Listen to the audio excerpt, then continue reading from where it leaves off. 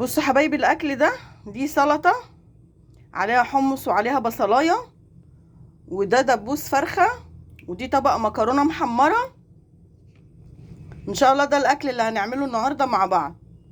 لو عجبكم الاكل ده ما تنسونوش في اللايك والاشتراك.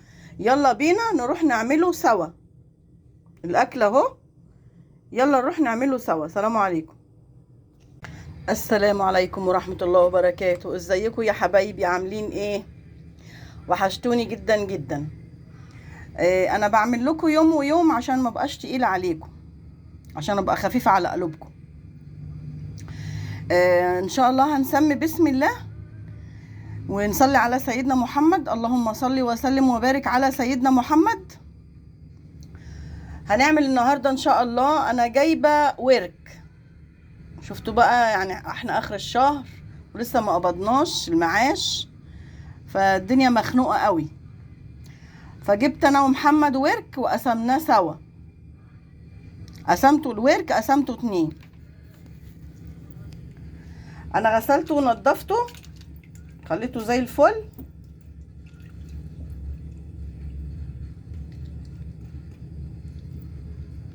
اهو ده الدبوس.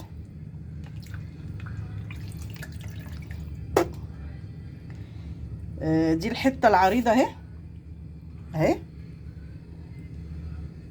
كده. ايه الورك اهو حطيته يستوي، وهشوف اعمل جنبه شويه بطاطس محمرين او شويه مكرونه محمرين. لسه ما فكرتش هعمل جنبه ايه، بس يتسلق وربنا ايه يدبرها من عنده. انا حطيت دلوقتي في الميه بصلايه قطعتها 4، وطماطمايه قطعتها 4، وحطيت التوابل فلفل اسمر وكمون، وحطيت شويه ملح. هسيبهم بقى يتسلقوا وهنفكر نعمل ايه اكل ان شاء الله باذن الله. فاصل ونواصل. بقى رجعت لكم، قررت ان شاء الله ان احنا نعمل شويه مكرونه محمره اهم. هعمل نص كيس بس عشان ما تبيتش، عشان بكره محمد عايز ياكل حواوشي باذن الله. هجيب له حواوشي، جيب له لحمه بقى مفرومه ونعمل حواوشي ان شاء الله. هنعمل بقى شويه مكرونه محمره وشويه سلطه، نعمل شويه سلطه جنبيهم ان شاء الله. ماشي حبايبي، هحمر المكرونه وارجع لكم. حبايبي المكرونه اهي حمرت. ده انا عشان عاملاها بزبده، زبده مرغيه ازاي. هنحط بقى ميتها.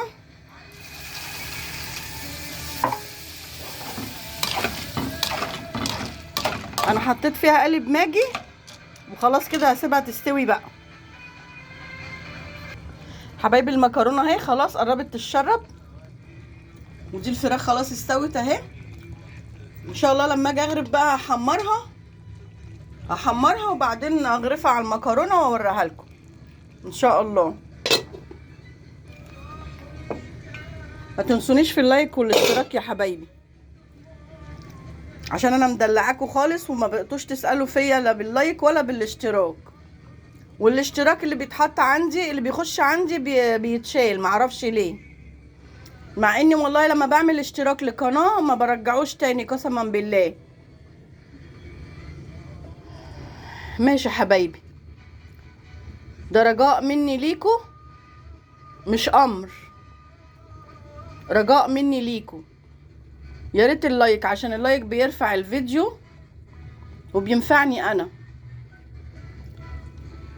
ماشي حبايبي، رجعت لكم حبايبي. الاكل اهو، المكرونه اهي،